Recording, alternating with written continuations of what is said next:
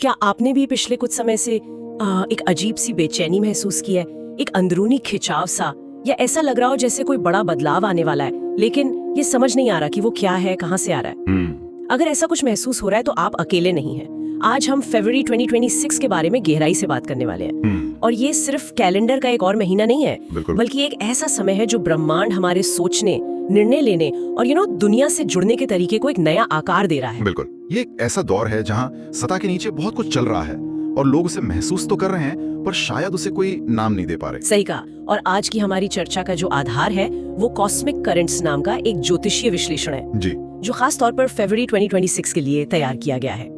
और हम ये साफ कर दें कि हमारा लक्ष्य यहाँ कोई सामान्य राशिफल बताना नहीं है। नहीं, बिल्कुल नहीं। बल्कि हम उन गहरे जीवन के पैटर्न को समझने की कोशिश करेंगे जिन्हें हम सब अपनी रोजमर्रा की जिंदगी में महसूस करते हैं। चलिए इस पर गहराई से उतरते हैं। जरूर। फरवरी की शुरुआत को समझने के लिए इसे बदलाव और स्पष्टता का एक बहुत ही शक्तिशाली ब्रह्मांडीय मिश्रण मानना होगा। अच्छा।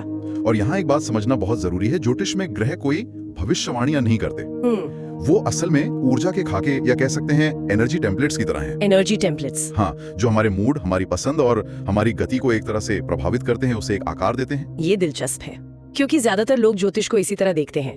क्या मेरे लिए ये महीना अच्छा रहेगा या बुरा? हाँ, और यही सबसे बड़ा भ्रम है। इस सोच से बाहर निकलना जरूरी है। बिल्कुल। ये अच्छे या बुरे भाग्य के बारे में है ही नहीं, ये विकसित हो रहे पैटर्न के बारे में है।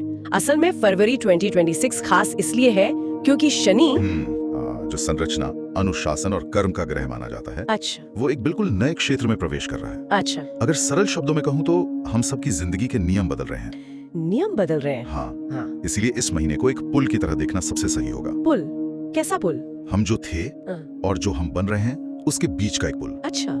इस दौरान आराम से ज्यादा संरेखण यानी अलाइनमेंट की ओर एक गहरा खिंचाव महसूस होगा। मतलब वो काम करने की इच्छा बढ़ेगी जो हमारे लिए सच में सही है, भले ही वो मुश्किल क्यों ना हो। आसान रास्ते की जगह एक सच्चे रास्ते पर चलने का दबाव महसूस होगा। ठीक है, तो ये एक तरह का आंतरिक सुधार का समय। हमारे स्रोत के मुताबिक इस ऊर्जा के 3 बड़े विषय उभर कर सामने आ रहे हैं। जी। पहला है पहचान और दिशा। ऐसा लगता है कि ये महीना हमें ऐसे विकल्पों की ओर धकेल रहा है जो हमें सच्चे महसूस होते हैं। हाँ, और ये सिर्फ परिस्थितियों में बदलाव नहीं है, ये पहचान में बड़े बदलाव, एक आइडेंटिटी शिफ्ट के बारे में है। Identity shift? हाँ, इसे ऐसे समझिए, घर को बाहर से नया पेंट करा देना एक सतही बदलाव है ना? हाँ बिल्कुल। लेकिन उसकी नींव को खोदकर मजबूत बनाना वो एक मौलिक बदलाव है। फरवरी 2026 नींव पर काम करने का महीना है। वाओ। आप कौन हैं, आप असल में क्या चाहते हैं और आप कहाँ जा रहे हैं, इन सवालों के जवाब वो ज्यादा स्पष्ट होने लगेंगे, चाहे वो हमें पसंद आए या नहीं। ये नींव वाली बात बहुत सटीक लगी, क्योंकि अगर किसी की पहचान ही बदल रही है, उसकी नींव ही हिल रही है, तो जाहिर है उसे अपने रिश्तों और फैसलों में भी ज्यादा ईमानदारी बरतनी होगी। बिल्कुल। क्या यही हमारा अगला मुख्य विषय है? आपने बिल्कुल सही जोड़ा। दूसरा और शायद सबसे शक्तिशाली विषय है भावनात्मक ईमानदारी। भावनात्मक ईमानदारी? इस महीने रिश्तों में, हमारे फैसलों में और यहाँ तक कि हमारे आंतरिक संवाद में भी सच्चाई के पल सामने आएंगे। इस ऊर्जा के तहत कोई भी सतही चीज टिक नहीं पाएगी। मतलब? कल्पना कीजिए एक नदी की जिसमें बहुत सारी मिट्टी घुली हुई है। इस महीने ब्रह्मांड उस नदी में एक ऐसा बहाव ला रहा है जो सारी मिट्टी को बहाकर पानी को साफ कर देगा। अच्छा। केवल असली और ठोस चीजें ही वही दिखाई देंगी और वही मायने रखेंगी। तो इसका मतलब है कि वो बातें जो हम कहना तो चाहते हैं पर कह नहीं पाते, हाँ, या वो भावनाएं जिन्हें हम दबा देते हैं, हाँ, वो सब सतह पर आ सकती हैं। बिल्कुल।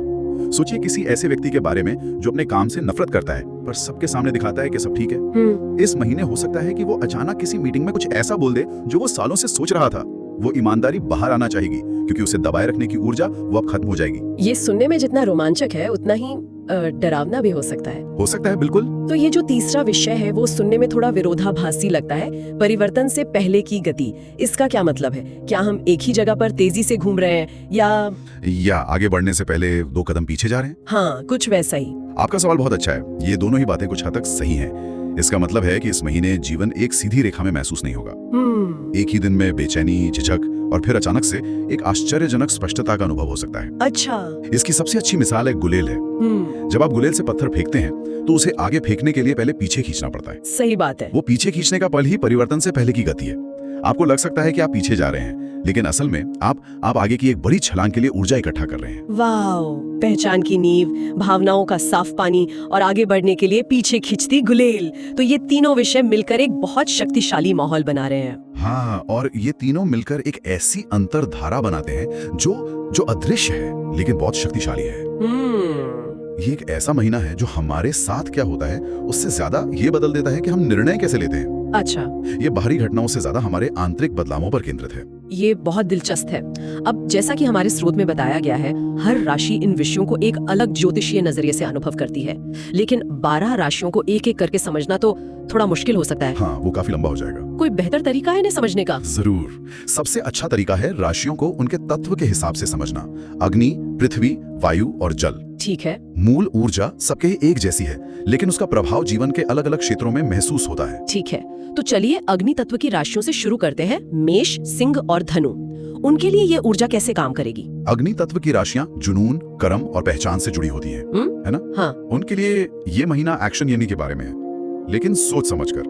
मेष राशि के लिए ये करियर और व्यक्तिगत महत्वाकांक्षा पर केंद्रित होगा। अच्छा। अगर वो किसी प्रोजेक्ट को शुरू करने में झिझक रहे थे तो अब उन्हें लगेगा अब नहीं तो कब। सिंह राशि के लिए ये उनकी रचनात्मकता से जुड़ा है। उन्हें लगेगा कि वो अब किसी और के लिए नाटक नहीं कर सकते, उन्हें अपनी असलियत दिखानी ही होगी। और धनु? और धनु राशि के लिए ये उनके विश्वासों और जीवन दर्शन से संबंधित है।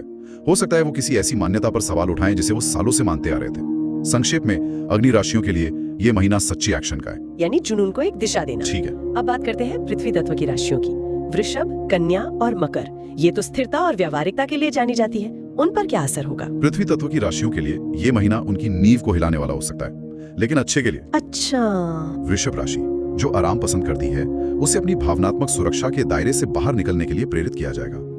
कन्या राशि जो व्यवस्था और दिनचर्या पर चलती है, उसे अपनी रोजमर्रा की आदतों पर सवाल उठाने पड़ सकते हैं। क्या उनकी आदतें सच में उनकी मदद कर रही है? और मकर? और मकर राशि जो करियर पर केंद्रित है, उसे सफलता की अपनी परिभाषा को फिर से लिखने की जरूरत महसूस हो सकती है। उनके लिए यह महीना सच्ची स्थिरता खोजने के बारे में है, वो स्थिरता जो बाहर से नहीं अंदर से आती है।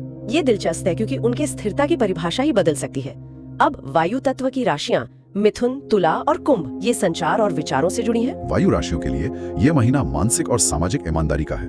मिथुन के लिए यह सिर्फ बात करने के बारे में कम है और इस बारे में ज्यादा है कि वो ईमानदारी से क्या व्यक्त करने के लिए तैयार है। अच्छा। सतही बातचीत से गहरी बातचीत की ओर एक बदलाव आएगा। तुला राशि जो रिश्तों में संतुलन बनाने की कोशिश करती है, उसे ये एहसास हो सकता है कि कुछ रिश्ते झूठे संतुलन पर टिके हैं। और कुंभ राशि के लिए ये उनके सामाजिक दायरे और भविष्य के सपनों से जुड़ा है। उन्हें ये देखना होगा कि क्या वो उन लोगों के साथ जुड़े हैं जो उनके असली स्व से मेल खाते हैं। उनके लिए ये महीना सच्चे कनेक्शन बनाने का है। और आखिर में जल तत्व की राशियां कर्क, वृश्चिक और मीन, ये तो भावना और अंतर्ज्ञान की गहराइयों में रहती हैं। जल राशियों के लिए ये महीना सबसे ज्यादा स्वाभाविक लेकिन गहरा हो सकता है।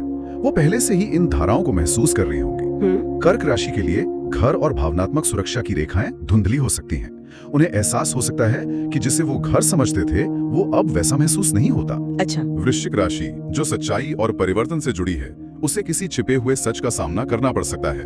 और मीन राशि को अपनी कल्पना और वास्तविकता के बीच एक पुल बनाना होगा। उन्हें अपने अंतर्ज्ञान पर पहले से कहीं ज्यादा भरोसा करना होगा। जल राशियों के लिए ये महीना सच्ची भावनाओं को स्वीकार करने का है। तो चाहे कोई भी राशि हो, संदेश एक ही है, अपनी सच्चाई के करीब आना। ये जानना बहुत उपयोगी है, लेकिन सबसे बड़ा सवाल ये उठता है कि इस शक्तिशाली ऊर्जा के साथ काम करने के लिए व्यावहारिक रूप से क्या किया जा सकता है? बिल्कुल, सिर्फ जानना ही काफी नहीं है। बहुत अच्छा सवाल है, क्योंकि ज्ञान बिना क्रिया के अधूरा है। स्रोत कुछ बहुत ही सरल लेकिन गहरे कदम सुझाता है। जैसे? पहला और सबसे महत्वपूर्ण है दैनिक चिंतन। हर सुबह सिर्फ 5 मिनट निकालकर खुद से पूछें, आज मेरे लिए क्या सच महसूस हो रहा है। ये सवाल दिन भर के लिए एक दिशा सूचक की तरह काम कर सकता है।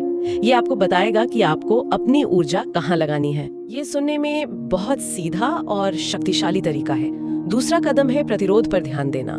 स्रोत कहता है कि अगर कोई चीज भारी या मुश्किल लगती है तो ये एक संकेत है, अंतिम निर्णय नहीं। बिल्कुल, हम अक्सर प्रतिरोध या टालमटोल को अपनी कमजोरी मानते हैं, लेकिन इस महीने इसे एक गाइड की तरह देखें। गाइड की तरह? हाँ, प्रतिरोध अक्सर हमें बताता है कि हम कहाँ अपनी सच्ची इच्छाओं के खिलाफ जा रहे हैं। वो भारीपन एक इशारा है कि शायद यहाँ कुछ बदलने की जरूरत है। उसे एक दुश्मन की तरह नहीं बल्कि एक दोस्त की तरह देखना चाहिए जो आपको भटकने से रोक रहा है। यानी जिस काम को करने में सबसे ज्यादा आलस या भारीपन महसूस हो रहा है, शायद वही सबसे बड़ा इशारा है कि या तो उसे करने का तरीका बदलो या उसे करना ही छोड़ दो। सटीक।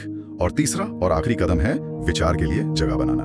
मौन सिर्फ शांति नहीं है, वो स्पष्टता है। हाँ, वो स्पष्टता है। आज की भगदौड़ भरी दुनिया में हम सोचने के लिए समय ही नहीं निकालते। फोन, नोटिफिकेशन, काम, इन सब के बीच खुद की आवाज सुनना लगभग नामुमकिन हो गया है। सही बात है। इसलिए सोचने के लिए खाली समय बनाना, चाहे वो 10 मिनट टहलना हो या बस खिड़की से बाहर देखना हो, बेहद जरूरी है। स्पष्टता शोर में नहीं, शांति में मिलती है।